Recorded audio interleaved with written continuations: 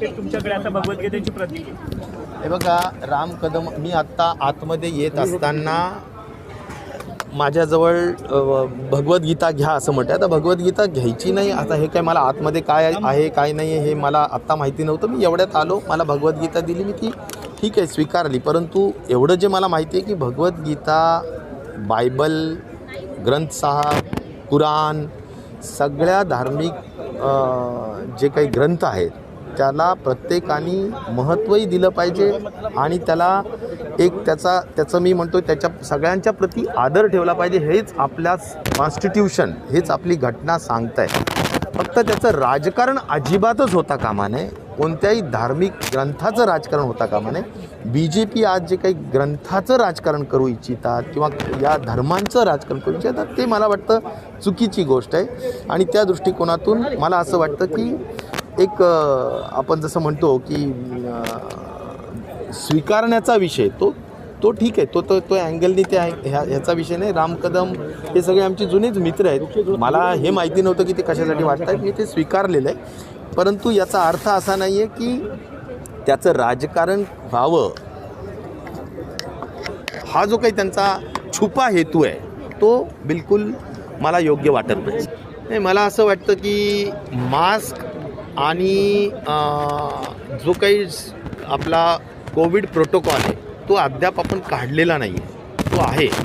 एवढंच आहे की निर्बंध बऱ्यापैकी बाकीचे ज्या काही बाबी होत्या, ज्याच्यात वेगवेगळ्या सभेला बंदी, बाकीच्या हॉटेल, रेस्टॉरंट्स आणि अन्य बाबी, या सगळ्या गोष्टींचं शिथिलीकरण नक्कीच केलेलं आहे. परंतु कोविड अप्रोप्रिएट बिहेवियर आज जगामध्ये जर आपण बघितलं तर ह्या गोष्टी सध्या आपल्याला पाहायला मिळत आहेत की चायनामध्ये असेल, साऊथ कोरियामध्ये असेल, युरोपमधल्या काही देशांमध्ये असेल, ह्या सगळ्या गोष्टी चालू आहेत. आणि म्हणून मला असं वाटतं की मास्क घालणं हा आपल्या प्रोटेक्शनच्या दृष्टिकोनातून महत्त्वाचीच बाब आहे. त्या दृष्टिकोनातून सध्या चालू ठेवलंच पाहिजे असं माझं मत. दंडात्मक जी कारवाई आहे ती थांबवायला नको का? दंडात्मक फार सक्तीनं नाही चालू आहे, परंतु निश्चित प्रकारे काही जर त्या ठिकाणी मोठंच उल्लंघन होत असेल काही तर ठीक है, सक्ती करणं हे जरा आम्ही कमी करू. सक्तीच्या ज्या बाबी आहेत त्या थोड़ा कमी. देखिए, धार्मिकता ये अपने अपने घरों में रहना चाहिए और सबने उसके प्रति सभी लोगों ने अलग अलग धर्मों के प्रति भी सम्मान रखना ही चाहिए और ऐसे धर्म ग्रंथों के प्रति भी सम्मान रखना चाहिए. सवाल सिर्फ इतना ही है कि धर्म ग्रंथों को लेकर राजनीति नहीं होनी चाहिए. वे जो बीजेपी का आज जो स्ट्रैटेजी या जो काम हो रहा है उसका मैं निश्चित तौर पर विरोध. सर, जिस तरीके से चीन में दोबारा से जो है कोविड के केसेस बढ़ रहे हैं, लॉकडाउन वगैरह भी लगाने की बात कही जा रही है, ऐसी स्थिति में क्या महाराष्ट्र में क्या स्थिति है और क्या आने वाले दिनों में? मुझे लगता है कि we have to watch and wait. अपने को ये कहे कि अपने को ध्यान रखना है आगे जो अभी फोर्थ वेव और ये भी हमें दुनिया में दिख रही है तो उससे कुछ सीख लेना चाहिए. और एक ज़रूरी है कि एकदम बेपरवाह होके काम करना ये भी गलत है और इसलिए बेपरवाही से काम करने का हम बिल्कुल इजाज़त नहीं देते हैं. और इसलिए सभी लोगों ने सतर्कता बरतना बहुत बहुत ज़रूरी है. मास्क मुक्त महाराष्ट्र की तरफ हम कब तक बढ़ेंगे? अभी मास्क मुक्त महाराष्ट्र की हम चर्चा नहीं करेंगे, क्योंकि इसलिए नहीं करेंगे कि अभी पूरा जो निर्मूलन या पूरा कोविड अभी ख़त्म नहीं हुआ है और इसलिए हमें निश्चित तौर पर सतर्कता बरतना बहुत ज़रूरी है.